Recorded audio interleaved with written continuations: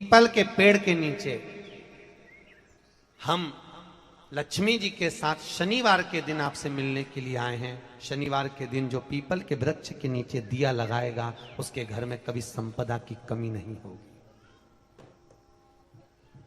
सारे दिन पीपल के वृक्ष के नीचे हमारा निवास होगा।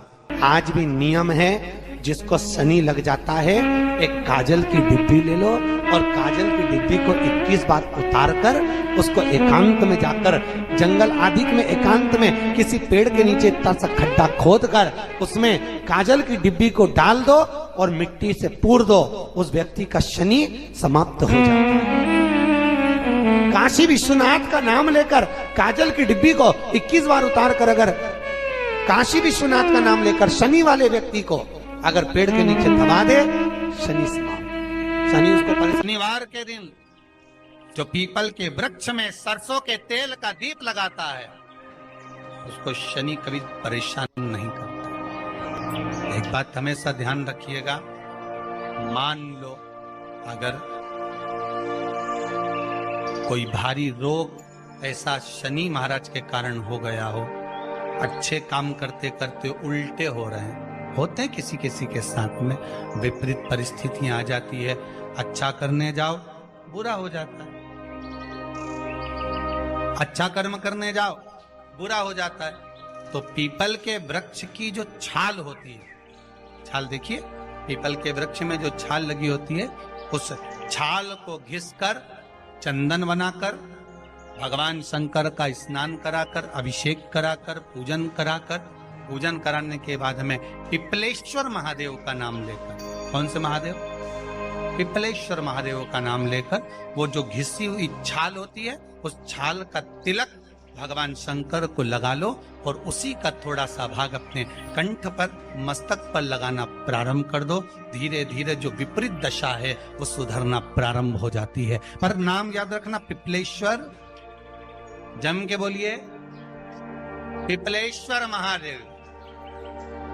एक देवता ऐसे हैं जिन्होंने दूसरे का हिस्सा खाने का प्रयास करा था और आज भी उस देवता से दुनिया डरती है। और उन्होंने दूसरे का हिस्सा खाने का प्रयास करा था तो शंकर भगवान ने उसको भी नहीं छोड़ा। कौन से देवता? वो बाल्टी में हर शनिवार को आते हैं आपके यहाँ। कौन से? शनि देव। उन्होंने क्या करा था? भगवान सूर्य नारायण ने अपने सारे पुत्रों को देखा, सारे पुत्रों,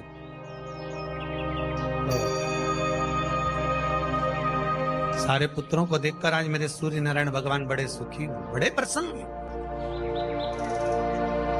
मेरा पुत्र शनि भी श्रेष्ठ है, मेरा पुत्र यम भी श्रेष्ठ है, सब ठीक है।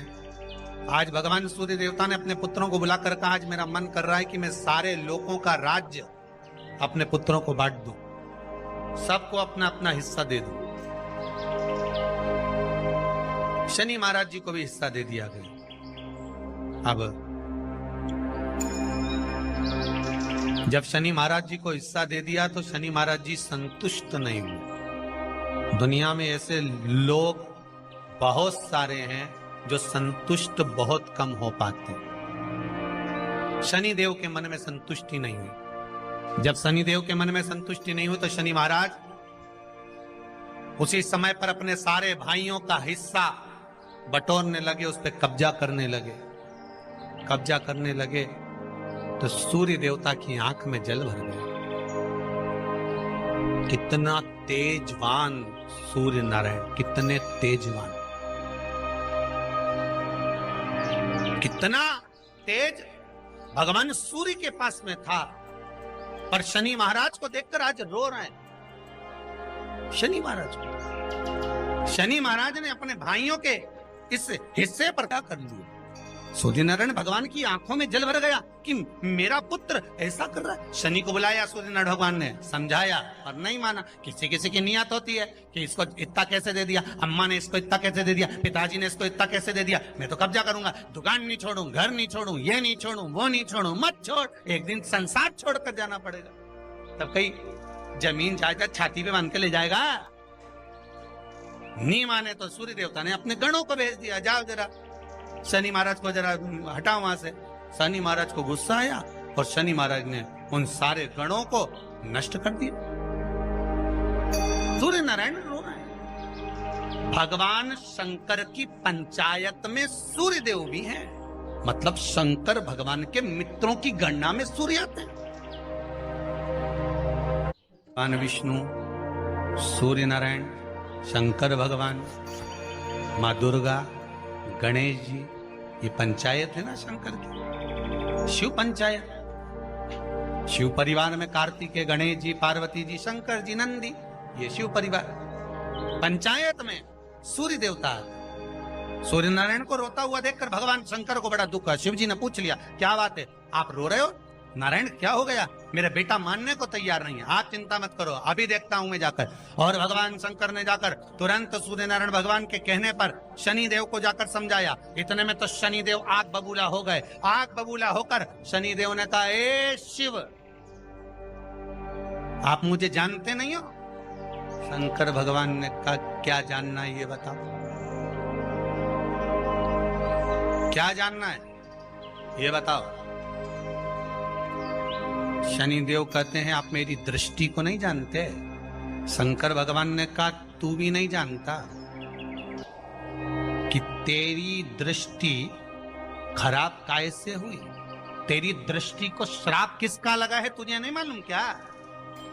शंकर भगवान ने जब समझाना चालू करा कि देख शनि देव, तुम तो कह रहे हो, तुम तो बोल रहे हो कि मेरी दृष्टि नहीं जानते। हम जानते हैं आपकी दृष्टि, मना नहीं है, जाना, पर आप नहीं जानते क्या?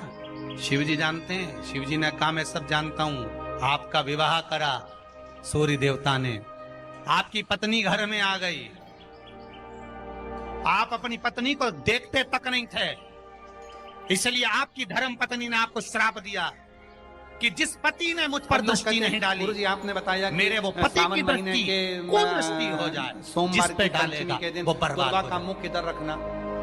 शनि महाराज ने कहा, आप मेरी पत्नी की याद मत दिलाओ। शंकर भगवान बोले, ए शनि, फिर समझा रहा हूँ, हिस्सा छोड़ेगा कि नहीं छोड़ेगा? शनि बोले, नहीं छोड़ूंगा। शंकर भगवान ने उठाया, पीपल के पेड़ के नीचे ले गए और पीपल के पेड़ के नीचे शनि महाराज को उल्टा लटका दिया। 19 साल तक शनि महाराज को पीपल के पेड़ के नीचे शंकर जी ने लटका के रखा। अब की ओर होता है। 19 वर्ष तक शनि महाराज करता है, पीपल के वृक्ष में है, तो जैसे पीपल की जड़ पर बंधे रहे। वहां में जल को जो बोले ही नहीं चलाती है, टंगे वो निकलता चले जाता है। शिव जी की चढ़े हुए जल को जो मार्ग मिलता है, दूसरे का हिस्सा खाने वाले को जब शनि महाराज जैसे के लटका दिया भोलानाथ ने, तो तुम कई लोगों ने लाइन चढ़ाते हैं। तो हमारा विचार तो करो।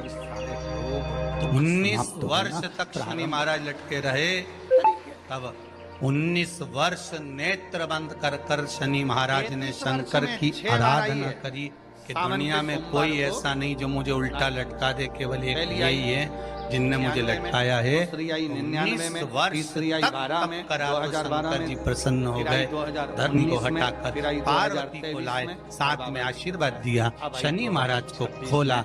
वर मांगो, तुम्हें क्या चाहिए मांगो, तुम्हें क्या चाहिए? शनि महाराज ने कहा, मांगूंगा कुछ नहीं, आप पर दे दीजिए। शंकर जी ने कहा, मैं तुम्हें जितने ठेले चलाने वाले बनाता हूँ कि आप जितने भी अच्छे और बुरे का दंड दोगे, आप अधिकारी बनकर बैठोगे, मेरा आशीर्वाद तुम्हारे। परेशानी हो गई, कोई ने जमीन पर कब्जा कर लिया, कोई ने कुछ कर लिया, कोई ने कुछ कर लिया। जितने भगवान शंकर का एक अवतार है पिपलाद अवतार। कमल के बाद नीला कमल मिल जाए तो ठीक है, नहीं मिले तो नील पुष्प। जब दधीचि ऋषि की अस्थियां चली गई, बोले काशी में तो उनकी धर्मपत्नी सुवाच ने देखा, मेरे पति को मार दिया गया, मेरे पति की अस्थियां ले गए राक्षसों का संहार करने के लिए, उनकी अस्थियां लेकर चले गए, मेरा पति चले गया। अगर सुभाष भोले गर्भ से थी, मरना चाहती थी, प्राण छोड़ना चाहती सहारा थी। शिव जी ने देखा ये तो अग्नि के ऊपर चढ़कर अपनी देह त्याग रही।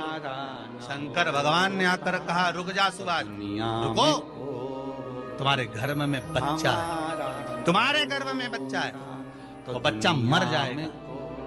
अब इस बच्चे को जन्म देकर भी क्या करें? नहीं पिता, अगर तुम्हारे गर्भ में जो बच्चा सहारा न होता, अगर भोले बाबा, बोलो बोलो, सहारा न होता तो दुनिया में कोई हमारा, अगर है तो उसका सहारा है, उसका सहारा, उसकी कृपा, उसकी करुणा, उसकी दया।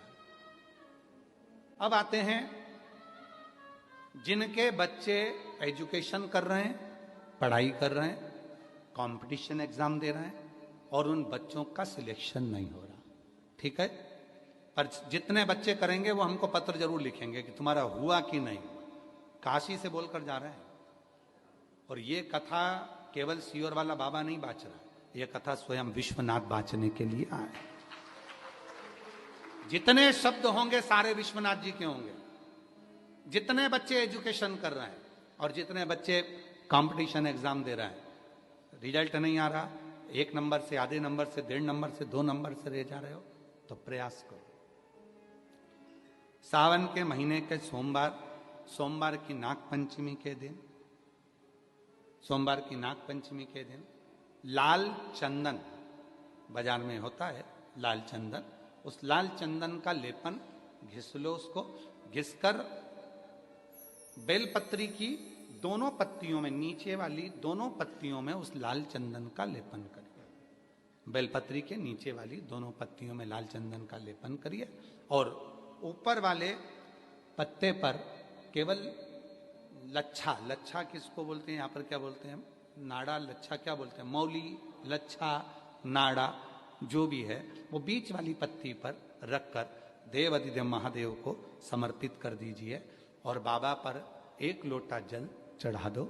शिव जी से प्रार्थना कर कर बेलपत्री वहीं छोड़ो, लच्छा लेकर आ जाओ और अपने हाथ में या अपने कमरे में उसको संभाल कर रखो। जब तुम्हारा विल पावर कमजोर हो, जब तुम्हें लगे कि मुझे ये कंपटीशन एग्जाम निकालना है, उस समय पर भले एग्जाम में तुम्हें बांध कर नहीं जाने दें, पर उसके पहले तक भी तुम्हारे शरीर के पास में वो लच्छा होना चाहिए। फिर भले उतार कर जाओ, एग्जाम देकर आओ, फिर पत्र इस व्यासपीठ पर तुम्हारा जरूर होगा, मिले। वो साधारण नहीं है। सावन के महीने के सोमवार को पड़ने वाली शिव नाग पंचमी को नील निधि पंचमी कहते हैं। उस नील निधि का मतलब है सारी सिद्धियां एक ही निधि में प्राप्त हो जाती है।